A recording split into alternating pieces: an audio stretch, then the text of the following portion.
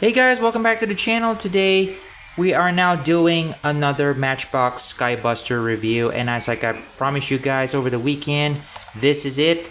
There it is. The Matchbox Skybusters Fort Tri-Motor from Indiana Jones. That's right.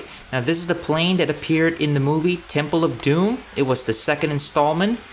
And the year that this particular plane appeared in, at the time period of the movie, it's about 1935 if I'm not mistaken.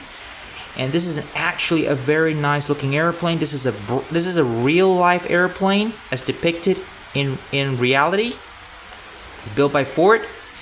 Awesome stuff here, guys. And there's the back of the box. So not really much going on here. So we got this usual brown paper backing here, and of course it's under license by Ford right there. You can see this sticker right there. Awesome stuff. Cool. So without further ado, guys, let's crack this open. So here we go, guys. We got the airplane finally taken out of the packaging. So before we get to the airplane itself, let's just check out the playmat. All right. So fold it open, and here we go. Looks like we've got a very dark skies right here. This is a dark sky painting. Looks like it's gonna rain or something, or it's taken during the evening. I'm not really sure about this one. So we got a trail here. Looks like we got land right there. Looks like China, probably mainland China, because depicted in the movie, this Fort Tri-Motor airplane was actually on its way to China with our hero Indiana Jones aboard. And in the end, you know, there were bad guys trying to kill Indiana Jones on board, and then Indiana Jones and Short Round, that little kid, and the girl, they jumped off the airplane, I suppose, with a raft or something like that, and then the airplane ended up crashing into the Great Wall. Do check the movie out, guys. It's pretty cool. It's got a very cool beginning, though. The start of the movie is pretty good, but the rest of the film is kind of controversial for me, so I don't know. It's okay. I mean, it's kind of a 50-50. So please do check it out. I won't give you any spoilers. Check the movie out. For those of you who haven't watched Indiana Jones, pretty cool. Alright, now let's flip over the playmat and let's check out the bottom. So we've got, looks like it's taken during the dark. Yeah, it looks like this is a dark night runway. Okay, we've got a hanger on the upper left corner. We've got some lights on right there on the roof and on the leading edges here. That's pretty cool. And then we've got our runway itself. We've got yellow lines here, and then we've got some separated lines here that's the start of the runway. So that's where the plane would come out, you know, from the hangar, taxi, and take off straight from here. So that's pretty cool. All right, so there's the playmat itself. So we've got 2023 Mattel. So this was produced last year. So that's pretty cool. So we've covered the playmat, and now let's get right to the airplane itself. And here it is, the Fort Tri-Motor. Let's just clear the screen up a little for you guys. And here it is. It is actually a very small model, not too big, palm size, pretty cool. Standard Matchbox Skybuster size. So it's a very nice looking airplane. Now this is a real life airplane. It's based off a real airframe and built by Ford. I think this is the first time I've heard that Ford actually built airplanes, and only back in the old classic days, you know, in the during the mid 1920s to the 1930s, you know, Ford produced this particular airframe. I think there's about less than 200 units of this plane ever made. And this plane is also made entirely out of metal. It was a metal airplane. It was all metal. There was no wood, there was no balsa, there was no plastic or whatever, you know, that's been put into this airplane. This airplane is 100% made out of tin can, you know, and it's nicknamed the Tin Goose. Pretty cool. Really, really awesome. I mean, quality stuff. And designed to be a passenger airplane, but there's several of them has been converted into cargo use and a use for the military. And yeah, it's a pretty exciting. I mean, it's a pretty nice looking airplane. I mean, I can't imagine this plane used for military. I mean, what? Carrying soldiers, airlifting soldiers, or maybe bomber? I don't know, but I'm not really sure if this plane ever became a bomber. And the range, I think this plane can fly about 500 miles or so. About 500-mile range. It's pretty short. And I think that's about it. I mean, and this particular plane appeared in the movie in Indiana Jones Temple of Doom.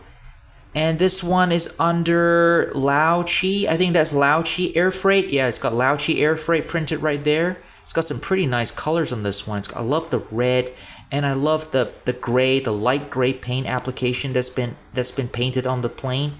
Got some red plastic at the bottom here. Pretty cool. And let's just check out the detail on the tail right there. That's awesome. Look at that. Okay, we've got N9651. That's the serial number. And of course, we got Ford Tri-Motor. There's the logo, Ford Tri-Motor. Awesome. And nothing much on the top of the airplane though. We've just got some black stripe here. We got some black here. We got the red here. So there's no numbers on the top. Now, one good thing about this, I really like the panel lines, the tin metal lines on the wings. It's pretty cool. There's the rudders, the ailerons, and we got one spinning propeller at the front. Now, when I blow onto this, it doesn't want to spin. It doesn't really want to spin, so that's a kind of a downgrade for me. But it does spin very good. You know, if you use your fingers to spin it, it's pretty cool. So there you got some engine details here. There's your cockpit canopy at the front. Now let's just take a closer look at the detail right there. There we go. Wow. Got some really nice sculpt right there. I think Matchbox Skybusters has completely knocked this one out of the park. This is a really nice looking airplane. Even the printing, the Lao Chi Air Freight, looks pretty good. And this plane has got like 5 windows each on each side of the plane, on port and starboard side. We've got 5 windows. There's a smaller window there as well. There's no Lao Chi Air Freight on this side. It's just normal. So we got the nice red stripe. I'm not sure what that gray detail there is supposed to be. Probably exhaust or something. I'm not so sure. There's the cockpit canopy at the front.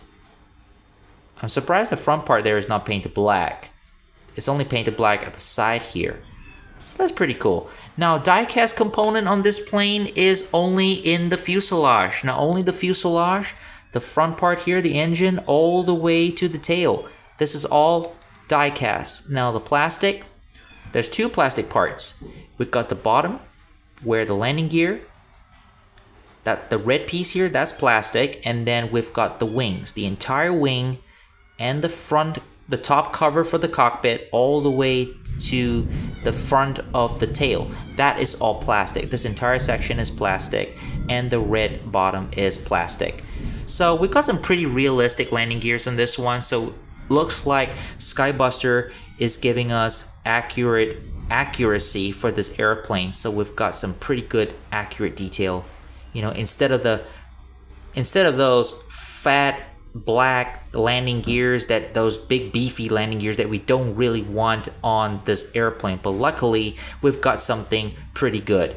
I mean, I'm not really sure if there's another airplane in Skybuster that has accurate landing gears. I think one of them, I don't think they had landing gears. No, the P-51 Mustang and the P-38 Lightning, those 2 models had 0 landing gears. They skipped the landing gears and they just gave us an airplane and those little Star Trek style display stands. Pretty cool. But for this airplane, it does come with the landing gears, of course, because they came attached. These landing gears, these cannot retract. These gears are completely stuck on to the airframe. But as usual, on Skybuster, because this is a very small model, we don't have rolling gears. These are all fixed plastic gears, and at least they look pretty good. I really like the way that I'm very surprised that Matchbox, Skybusters actually made this particular plane, and it is actually pretty nice. Awesome. It's got 3 engines, by the way. These 2 engines don't spin. They're all fixed. These are all fixed. Only the front forward one spins, and it's tiny. It's only about less than an inch. It's only less than an inch long, and it does spin very well. So pretty cool. Now let's compare this with the other Indiana Jones planes that I have. So there you go, guys. These are the 3 airplanes that I now have in my Indiana Jones Skybuster collection, and they all look fantastic together. Now, scale-wise, the size, they are not to scale. For those of you wondering, these are not to scale with each other. I mean, if you look at the Ford Tri-Motor, I mean, it is very, very small. It is completely small size compared with the DC-3 or the River Flyer. So, I mean, that's the smallest looking airplane in the collection. So there you go, guys. Hope you guys enjoyed today's video of the Ford Tri-Motor. This is an absolute banger of a model. This is a very fantastic airplane. Very nice. Love the colors on this one. Hope you guys love it as well and enjoyed it as well as I do. And please do grab them while you can, because this airplane is selling out fast like hotcakes. So please do grab it while you can. And of course, don't forget, guys, by next year, Skybusters will be phasing out all their playmats, so we're just gonna get just the airplane with an updated packaging, and that's it. So please do hold on to the playmats that you have right now in your collection, and it will serve you a long time. You can use it again and again in the future for your plays or for your display, no problem. So as usual, guys, please like and subscribe to the channel. And thank you once again, guys, for supporting me, through my journey by giving you out the best contents available, especially aviation, anything aviation related contents or whatever toy related reviews that I can do on the channel. So please, thank you, guys. Thank you once again for subscribing, and I'll see you out there, guys. See you guys next time on another Matchbox Skybuster review. And have a great day. Cheers.